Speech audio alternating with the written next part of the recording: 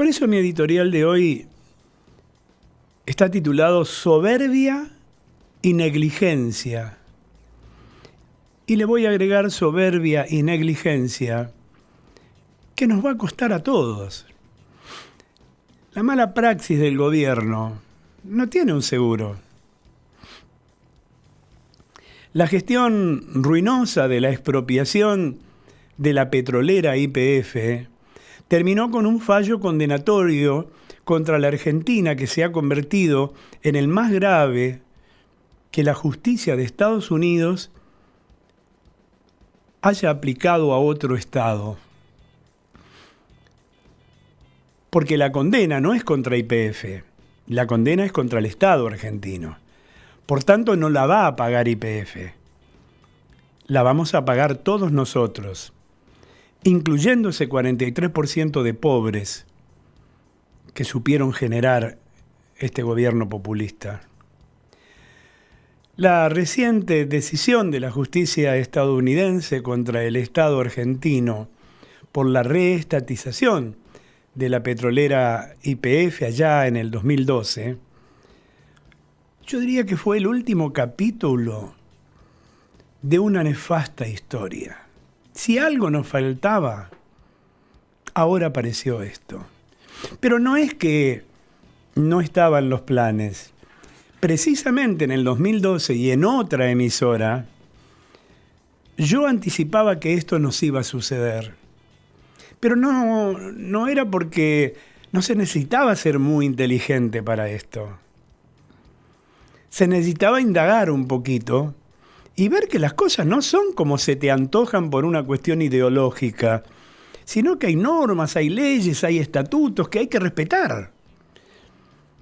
Ser funcionario, ser viceministro, ser presidente de la República, no te da derecho a violar las normas o las leyes o los estatutos. Miren, esto que pasó es la consecuencia de una expropiación adoptada e instrumentada a los empellones, a los atropellos, con soberbia, por el gobierno de Cristina Kirchner, que va a obligar a todos nosotros, a todos los argentinos, a hacernos cargos de una suma multimillonaria que equivaldría a pagar aproximadamente el doble de lo que valdría hoy la compañía por la mitad de sus acciones. Es una cuestión de números. Y de acuerdo con el fallo de la jueza Loretta Preska, del Distrito Sur de New York, el Estado argentino debería pagarle a los demandantes una indemnización que rondará los 16.000 millones de dólares, que sumados a los 5.000 millones de dólares que ya debió abonar al grupo español Repsol por el 51% de las acciones de YPF, totalizaría un monto incluso mayor que el costo de la peor sequía de la historia argentina, estimando en unos 20.000 millones de dólares. No pocas voces advirtieron en el 2012, la nuestra fue una de ellas, que la irregular metodología del gobierno kirchnerista diseñada por el entonces impresentable viceministro de Economía Axel Kicillof para expropiar YPF iba a traer consecuencias indeseadas. Insisto, no se necesitaba ser un genio ni especialista para darse cuenta que esto iba a pasar, pese a las mentiras de Kicillof y los aplausos que recibía Cristina por estatizar YPF, lo cual ya constituía una mentira, porque era el 51% de las acciones, no el 100%. Pero bueno, ya sabemos que el kirchnerismo dice las cosas que quiere, como les importa, y después tiene en la fila de aplaudidores que todo lo que diga Cristina o todo lo que diga su entorno está fenómeno, porque ninguno piensa. Y bueno, Así ocurrió. Pese a la arrogancia exhibida en todos los momentos por el actual gobernador bonaerense Kicillof, que además hoy busca su reelección. Pues yo digo, en la Argentina, la verdad, solo en la Argentina pueden pasar estas cosas. Un tipo que te embarca en una pérdida que va a estar rondando los 20.000 millones de dólares. Porque, a ver, me van a decir, ¿va a apelar? Sí, claro, el gobierno argentino va a apelar. El gobierno propone 5.000 millones de dólares. La jueza no lo va a aceptar, dice, pónganse de acuerdo entre ustedes. El demandante no lo va a aceptar porque sabe que tiene la sartén por el mango. Y el mango también, como decía María Elena Walsh en sus canciones infantiles. En aquel año, el gobierno de Cristina Kirchner intervino la empresa que hasta ese momento era controlada por Repsol, que poseía la mayoría de las acciones, aunque era gestionada por el grupo Eskenazi, amigos íntimos de Néstor. ¿Y por qué lo trajeron a los Eskenazi? Los trajeron como especialistas en el mercado o en mercados regulados. Eran banqueros de Santa Cruz, nada que ver. Que tenía incluso una participación menor en YPF, en un contrato que fue leonino, porque se hizo accionista integrando el capital, deduciéndolo del resultado económico de las acciones. O sea, no puso un mango. En los dividendos los dejaba ahí, a cuenta del pago por lo que le correspondía como accionista. Y ahí las autoridades nacionales procedieron a una expropiación parcial por medio de una ley que impulsaron en el Congreso y que fue aprobada por el oficialismo. Recuerden que se le llamaba escribanía porque tenía la mayoría total y absoluta. Entonces Cristina mandaba y todos levantaban la mano, listo, ya está. Y el que no levantaba la mano le pasaban un sobre por debajo y la levantaba rápidamente.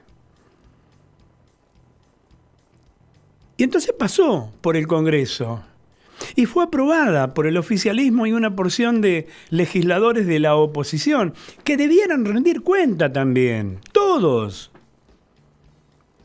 Esa decisión desconoció la existencia de una cláusula en el estatuto de YPF, según la cual se debería haber convocado a una oferta pública de acciones y fijar un precio al que todos los accionistas podrían haberlas vendido si es que hubiese sido su intención. Por ahí no lo era, pero al menos se cumplía con el estatuto. Y ante la queja de Repsol, 2 años más tarde incluso, el Estado argentino llegó a un acuerdo para quedarse con el 51% de las acciones de YPF, reitero, por 5.000 millones de dólares. Pero el gobierno no abrió ninguna negociación con los dueños minoritarios de la petrolera, a pesar de que legalmente hubiera correspondido que quienes se hacen del control de una compañía ofrezcan condiciones similares al resto de los accionistas. También desconoció el derecho de preferencia, que implica que los socios podrían igualar la oferta que hace un tercero. Y dentro de estos últimos se hallaba precisamente el grupo Eskenazi, los amigos de Néstor, los dueños del Banco de Santa Cruz. Le compró en una cuestionada operación el 25% de YPF a Repsol, sin poner un mango, sino que recurriendo a créditos bancarios que serían saldados con lo que le correspondería de las utilidades, reitero, de la misma empresa petrolera. Negocio redondo, una estafa a cara descubierta. En esta circunstancia apareció el fondo Burford, el Burford Capital. A ver, para decirlo tal cual se escribe, Burford Capital, que compró los derechos de varios de los socios minoritarios, entre ellos los de Petersen Energía, la firma española que tenían, ¿quiénes? Los Eskenazi, como un vehículo para ser dueños de YPF, y con el propósito de hacerlos valer en una millonaria demanda contra el Estado argentino. Nada fue casual. Y humildemente, desde este programa, en el 2012, nosotros advertimos que esto iba a pasar. No fuimos los únicos, por cierto. La justicia argentina investiga si los empresarios argentinos que quedaron con algún derecho litigioso o si todos fueron comprados por el fondo Burford. En honor a la verdad, se sabe que se quedaron con un 30%, o trascendió al menos, que quedaron con un 30% de los derechos. El grupo Petersen, o sea, los buenos muchachos Eskenazi. La justicia argentina investiga si los empresarios argentinos se quedaron con ese dinero. Lo cierto es que, pese a todas las prevenciones sobre las irregularidades en las operaciones de exportación, en aquel momento Kicillof, yo lo recuerdo como si fuera hoy, aseguraba descaradamente que la nacionalización de YPF no nos iba a costar un centavo. Es más, exhibía públicamente en conferencia de prensa una moneda de $1 y decía, ni esto nos va a salir. 16.000 millones de dólares vamos a pagar por eso. Más los 5 que ya pagamos, 21. Más aún, Kicillof en aquel momento, agrandado, declaró, y lo voy a citar textual porque la jueza se tomó de esto: los tarados son los que piensan que el Estado tiene que ser estúpido y comprar todo según la ley de la propia YPF, respetando su estatuto. Insisto, una frase que se la sirvió en bandeja y la utilizó la jueza Presca en los fundamentos de su decisión, que podría costarle al Estado argentino, o sea, a vos, a mí, al pueblo,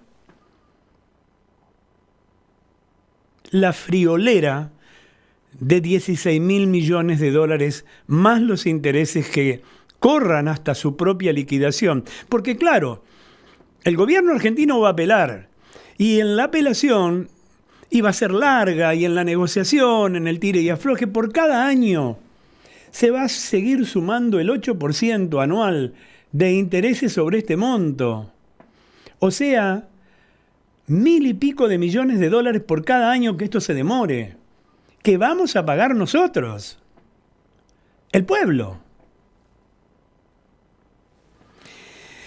Y ahora, 47 millones de argentinos vamos a ser los esclavos de las desafortunadas maniobras de un sector político que debería hacerse cargo.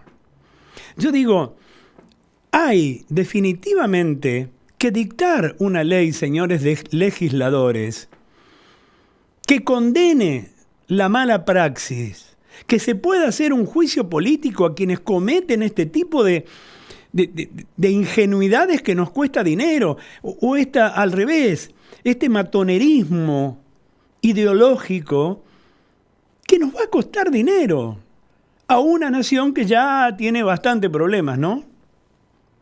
Sin embargo, no me diga denuncia alguna para que prospere un juicio por mala praxis o irresponsabilidad sobre Cristina como presidente, sobre Kicillof como el ideólogo y el que llevó adelante esta historia en su condición de viceministro de Economía en aquel momento. Yo creo que debe prosperar un juicio por mala praxis e irresponsabilidad, algo que deberá legislarse de cara al futuro, con lo que se lograría que los funcionarios asumieran más responsabilidad y fueran más prudentes también con los bienes del Estado. Y si no, que respondan con sus propios patrimonios ante semejante propósito. Esto es lo que han hecho. Y si vos le seguís creyendo, es porque tenés un grado de ingenuidad total o absoluta, o porque creés que un mísero plan de 60, 70, 80 lucas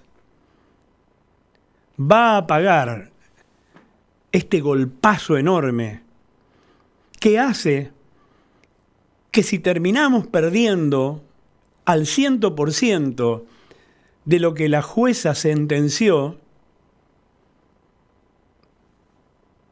vamos a pagar más del doble de lo que vale la propia empresa. Un horror, ¿verdad?